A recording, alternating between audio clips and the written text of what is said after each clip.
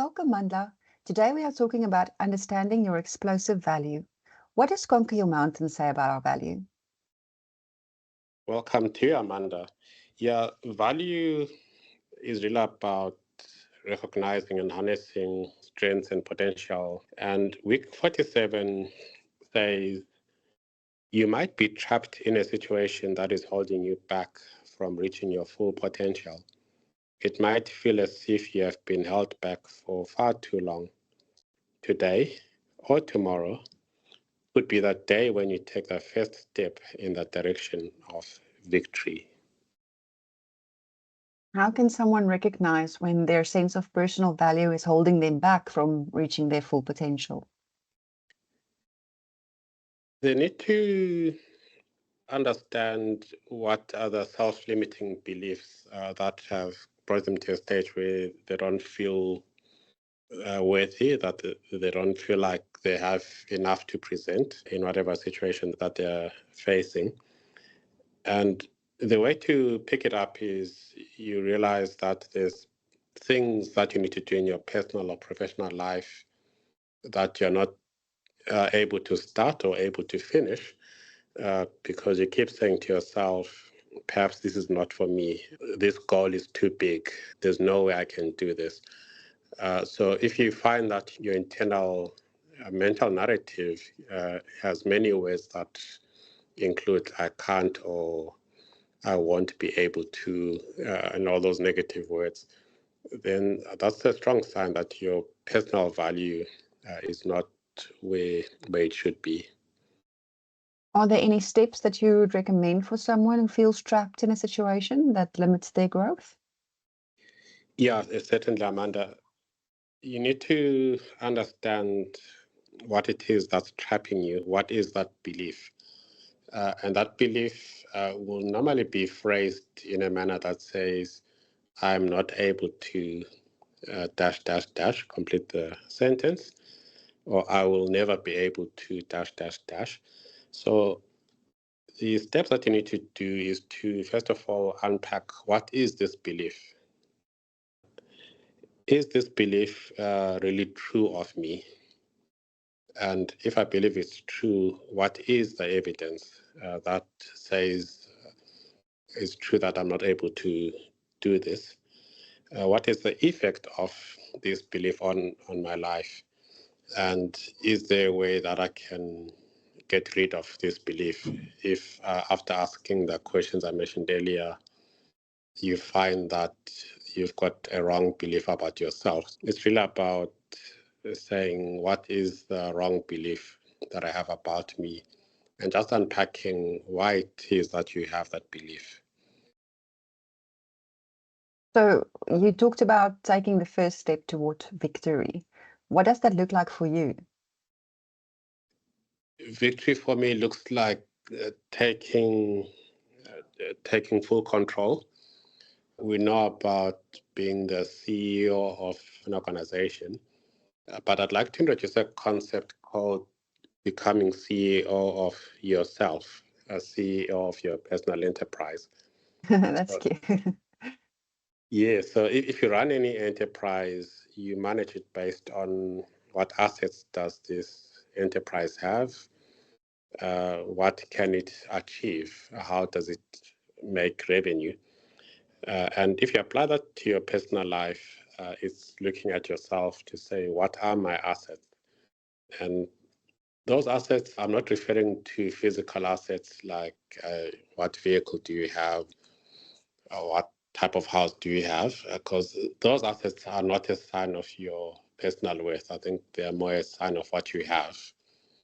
The assets that I'm asking you to look at as the CEO of your personal enterprise are the intangible things, like what are my talents, what are my competencies, what are my skills.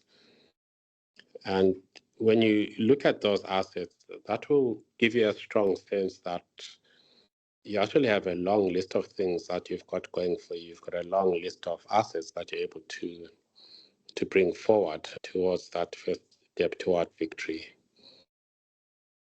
Is it possible to build confidence to move forward even when you don't believe in yourself?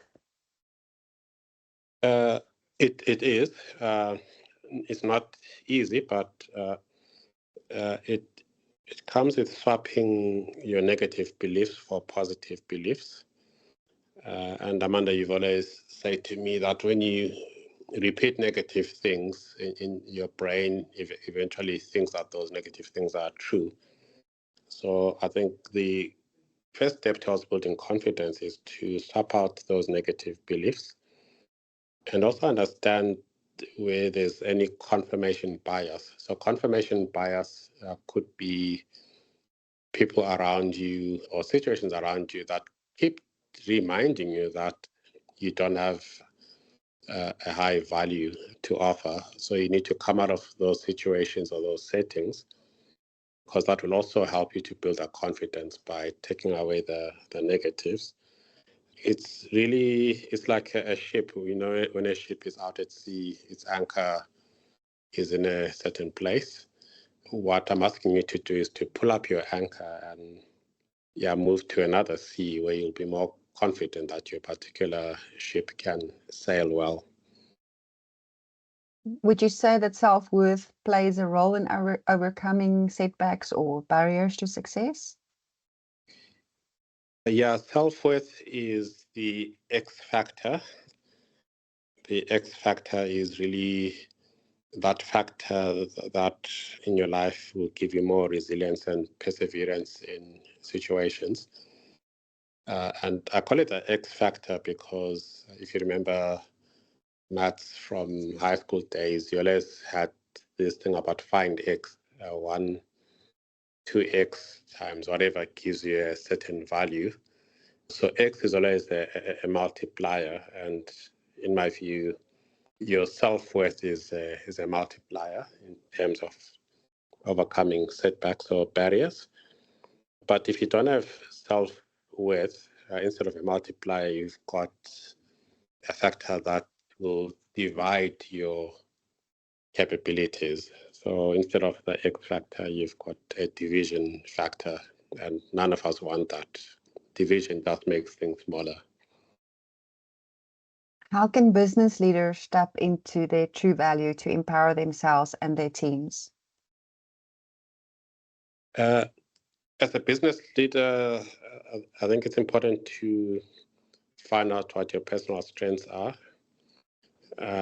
because it's those strengths, it's through those strengths that you'll be able to inspire and lead your team.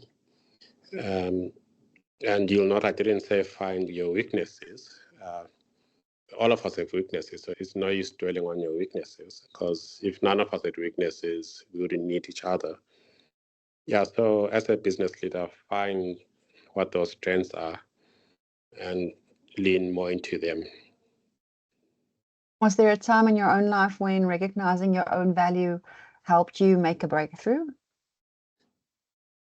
Yeah, one example was when I started writing, or writing books in this case, and I'd never seen author as one of the attributes of my personal value. And it was really when I started engaging with the publishing world and just understanding that, oh, hang on, I can actually write books, that I was able to make a breakthrough. And for me, that breakthrough, I think part of it was internal, in terms of saying to myself, I am able to do this if I try. And then the last part was then external, in terms of getting external reinforcement from Luca, and from Penguin, that I could actually write. So that for me was the breakthrough that, what I thought I couldn't do, I could actually do. And what advice would you then give to someone struggling with self-doubt in their leadership role? They need to choose what they want to work on.